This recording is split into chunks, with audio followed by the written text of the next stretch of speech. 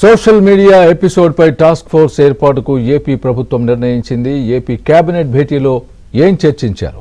మంత్రులకు సీఎం చంద్రబాబు చేసిన హితోపదేశం ఏంటి?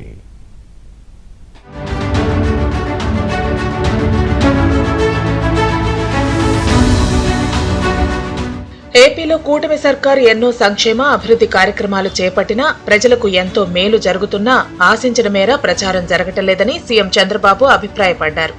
మంచి పనులను పదే పదే ప్రచారం చేస్తూ ప్రజలకు చేరువ చేయాల్సిన అవసరం ఉందన్నారు.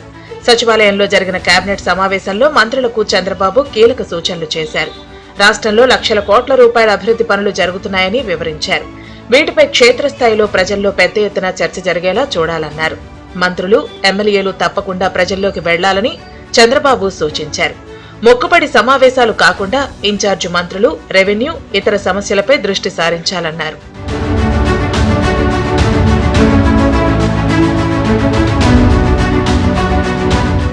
ఏపీలో హాస్టళ్లన్నింటినీ రెసిడెన్షియల్ స్కూళ్లుగా మార్చేలా ప్రణాళికలు రూపొందించాలని చంద్రబాబు ఆదేశించారు. దీనివల్ల పిల్లలకు విద్య, వసతి అందుతుందన్నారు. ఎకనామిక్ స్టేటస్ ఆఫ్ స్టేట్ పై మంత్రులంతా దృష్టి సారించాలని చంద్రబాబు తెలిపారు. అపరిష్కృతంగా ఉన్న భూ సమస్యలను పరిష్కరించాలని, జలధారపై మంత్రులంతా క్షేత్రస్థాయిలో సమీక్షించాలని ఆదేశించారు. ఎల్నినోపై ప్రజలకు అవగాహన కల్పించాలని సూచించారు. వచ్చే నెల 3న 210 వ్యవసాయ, ఉద్యాన క్లస్టర్లను ప్రారంభిస్తున్నామని, దీంట్లో ఎమ్మెల్యేలు, ఎంపీలంతా పాల్గొనాలని చంద్రబాబు ఆదేశించారు. వచ్చే మంగళవారం సెక్రటరీలు, మంత్రులతో సమావేశం ఉంటుందని చంద్రబాబు తెలిపారు.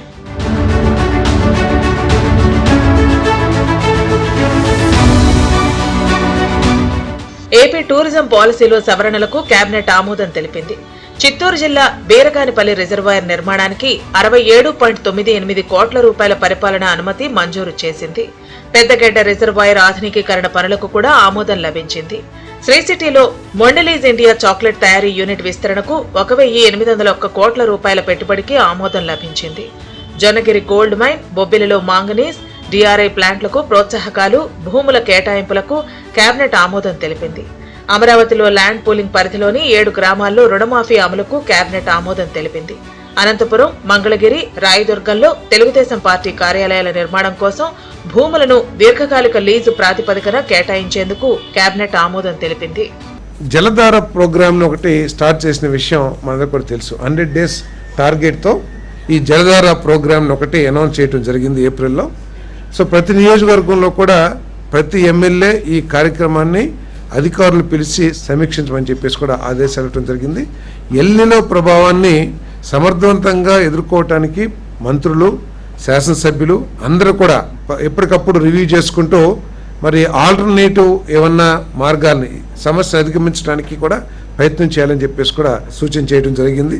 నియోజకవర్గాల స్పెషల్ ఆఫీసర్ల బృందంతో కలిసి అభివృద్ధికి ప్రణాళిక రూపొందించుకోవాలని మంత్రులకు చంద్రబాబు సూచించారు.